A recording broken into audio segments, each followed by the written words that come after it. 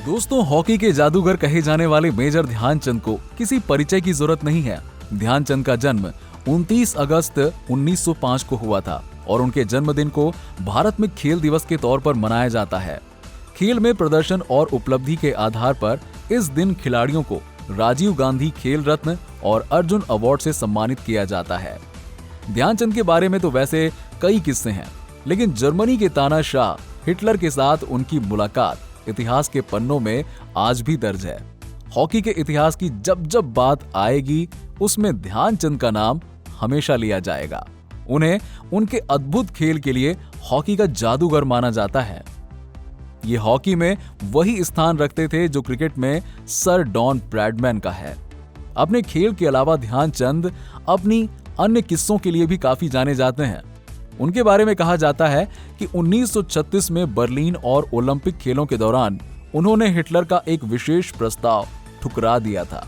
आखिर क्या थी ये घटना और इसके पीछे की सच्चाई क्या है, वो कौन सा मौका था, ये सिर्फ वही जानते हैं। लेकिन हम आपको इस वीडियो के माध्यम से वो सारी सच्चाई से रूबरू करवाएंगे। लेकिन उससे पहले हमारा आपसे निवेदन है कि आप पूरा वीडियो जरूर देखिए। अगर आपको वीडियो अच्छा लगे तो हमारे YouTube चैनल को जरूर सब्सक्राइब कर लीजिएगा। दोस्तों, मेजर ध्यानचंद का जन्म उत्तर प्रदेश में 29 अगस्त 1905 को हुआ था। वो कुशवाहा मौर्य परिवार के थे। उनके पिता का नाम सोमेश्वर सिंह था। वो ब्रिटिश आर्यन आर्मी में एक सूबेदार के पद में तैनात थे। वो भी हॉकी के एक अच्छे खिलाड़ी थे। ध्यानचंद के दो भाई थे, मूलचंद और रूपचंद। रूप सिंह भी ध्यानचंद की तरह ही अच्छा हॉकी खेला करते थे। 1922 में 16 साल की उम्र में ध्यानचंद पंजाब रेजिमेंट में एक सिपाही बन गए। आर्मी में आने के बाद ध्यानचंद ने हॉकी खेलना अच्छे से शुरू किया और उन्हें ये खेल बहुत पसंद आने लगा। सूबेदार मेजर भोले तिवारी, जो ब्राह्म रेजिमेंट में थे, वो ध्यानचंद के मेंटोर बने और उन्हें खेल के बारे में बेसिक ज्ञान दिया। पंकज गुप्ता ध्यानचंद के पहले कोच कहे जाते थे। उन्होंने ध्यानचंद के खेल को देखकर कह दिया था कि एक दिन ये खिलाड़ी पूरी दुनिया में चांद की तरह चमकेगा। उन्होंने ध्यानचंद को चांद नाम दिया। उसके बाद उनके करीबी उन्हें इसी नाम से पुकारने लगे। ध्यान सिंह ध्यानचंद बन गए और भारत को ग्रुप ए में ऑस्ट्रिया, बेल्जियम, डेनमार्क और स्विट्जरलैंड के साथ जगह मिली थी। भारत ने अपने पहले मैच में ऑस्ट्रिया को 6-0 से मात दी, जिसमें ध्यानचंद ने 3 गोल दागे। इसके बाद अगले दिन भारत ने बेल्जियम को 9-0 के अंतर से रौंद दिया। इस मैच में ध्यानचंद 1 गोल कर सके, लेकिन डेनमार्क के खिलाफ मैच में भारत की 5-0 की जीत में दद्दा के नाम से मशहूर इस खिलाड़ी ने 3 गोल डाले। इसके बाद सेमीफाइनल में भारत ने स्विट्जरलैंड को 6-0 से मात दी, जिसमें 4 गोल ध्यानचंद की स्टिक से निकले। 26 मई को खेले गए फाइनल मुकाबले में भारत ने मेजबान नीदरलैंड को 3-0 से मात देकर पहली बार ओलंपिक गोल्ड मेडल अपने नाम किया। ध्यानचंद ने 5 मैचों में सबसे ज्यादा 14 गोल दागे। 1926 में न्यूजीलैंड में होने वाले टूर्नामेंट में ध्यानचंद का चुनाव हुआ। इस मैच के दौरान भारतीय टीम ने 20 गोल दाग दिए थे, जिसमें से 10 गोल तो अकेले ध्यानचंद ने ही किए थे। इस टूर्नामेंट में भारत ने 21 मैच खेले थे, जिसमें से 18 में भारत विजयी रहा, 1 में हार मिली और 2 ड्रॉ हो गए। इस टूर्नामेंट में भारत ने 192 गोल दागे, जिसमें से ध्यानचंद ने 100 गोल दागे थे। यहां से लौटने के बाद ध्यानचंद को लांस नायक बना दिया गया। 1927 में लंदन के फोक फेस्टिवल में 72 गोल किए, जिसमें ध्यानचंद ने 36 गोल किए थे। मेजर ध्यानचंद ने भारत को ओलंपिक में 3 बार गोल्ड मेडल दिलवाया। 1928 में MS ओलंपिक में, 1932 में लॉस एंजलिस में और 1936 बर्लिन ओलंपिक में। ओलंपिक शुरू होने के लगभग 1 महीने पहले भारतीय टीम और जर्मनी ने 17 जुलाई 1936 को एक अभ्यास मैच खेला था। भारत के पास अली दारा अहमद मोहम्मद खान और ध्यानचंद जैसे धुरंधर खिलाड़ी के बावजूद ये मैच भारत जर्मनी से जीत न सका। इस मुकाबले में जर्मनी ने भारत के खिलाफ 4 गोल किए, वहीं भारत सिर्फ 1 ही गोल कर पाया। ओलंपिक के ठीक पहले भारतीयों के कप्तान ध्यानचंद के लिए ये चिंता का विषय था।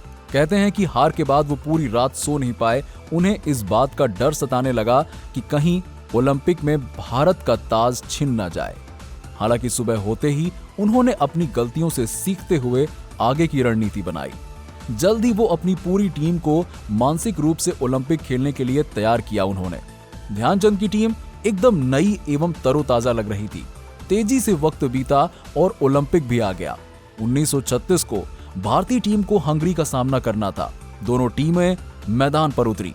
भारत में एक अलग ही जज्बा देखने को मिला। उन्होंने शानदार खेल दिखाते हुए पहले ही गेम में हंगरी को 4 गोल दाग दिए और आगे भी जीत का सिलसिला जारी रखा। 7-0 से यूएसए और 9-0 से जापान को हराने के बाद भारत सेमीफाइनल में पहुंच चुका था। वहां भारत ने फ्रांस को 10-0 से मात देकर दुनिया को यह बता दिया कि वो गोल्ड लेकर ही जाएंगे। इस मुकाबले के असली हीरो ध्यानचंद ही रहे। उनकी अगुवाई में भारत फाइनल मुकाबला खेलने जा रहा था। स्टेडियम में उस दिन जर्मन तानाशाह हिटलर भी मौजूद था। 40,000 दर्शक उस मैच के गवाह थे। मेजर ध्यानचंद ने नंगे पैर खेलकर जर्मनी को धूल चटाई, जिसके बाद हिटलर जैसा तानाशाह भी उनका मुरीद बन गया।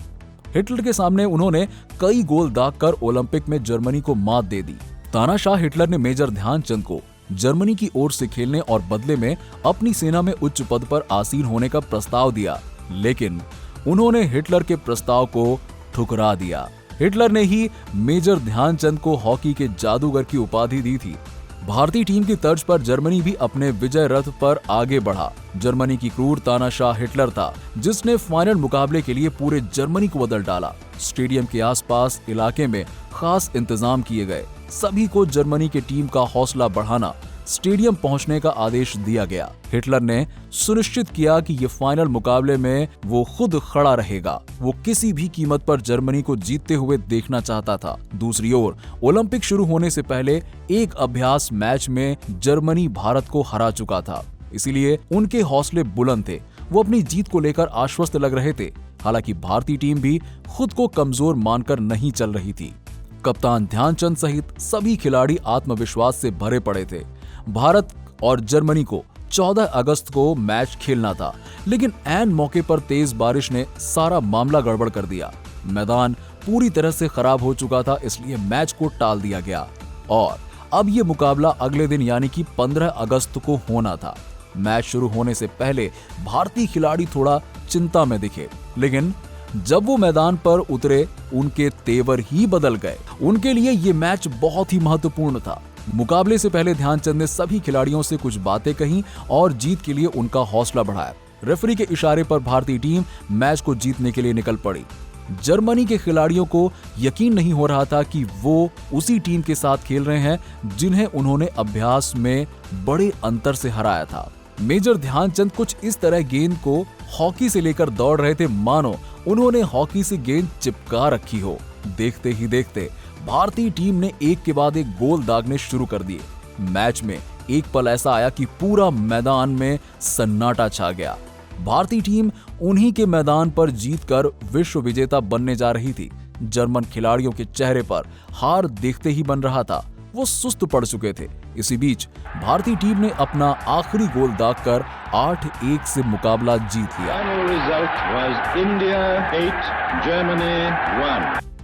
मैदान में मौजूद सभी की नजर भारतीय टीम पर आ गई थी, खासकर कप्तान ध्यानचंद पर, जिसने अकेले 6 गोल दागकर हिटलर को जर्मनी अपनी आंखों से हारता हुआ देखना छोड़ दिया।